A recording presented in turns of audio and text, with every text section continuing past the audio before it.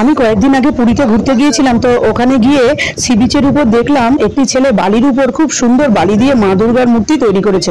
আমার এত ভালো লেগেছে যে ভিডিওটা তোমাদের সঙ্গে শেয়ার না করে পারলাম না। সত্যি এরকম কত ট্যালেন্ট, কত মানুষের মধ্যে যে লুকিয়ে থাকে সেটা কিন্তু না দেখলে বোঝা যায় না। তো তোমাদের যদি ভিডিওটা ভালো লাগে একটা লাইক করে দিও। হ্যালো বন্ধুরা, এখন আমি চলে এসেছি পুরীর গোল্ডেন বিচে। এবার দেখো ওখানে গিয়ে কি করি।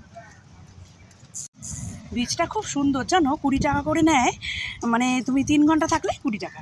দারুণ, একদম ফাঁকা, মজা করো 3 ঘন্টা আমাদের কাছে এনাফ। আমরা এখন যাচ্ছি, এই যে সমুদ্রে নামার জন্য মনটা চুকচুক করছে। এবার রেডি হচ্ছি। सात समंदर पार मैं तेरे पीछे पीछे आ गई, मैं तेरे पीछे पीछे आ गई। আমরা চলে এসেছি গুপ্ত বৃন্দাবন। এবার ঘুরে ঘুরে দেখাই। আমাদের চৈতন্য মহাপ্রভু, নতুন করে পেইন্টিং এর কাজ চলছে। এটা দেখো সূর্যদেবের মন্দির, দারুণ করেছে। এই হলো গৌর মঠ,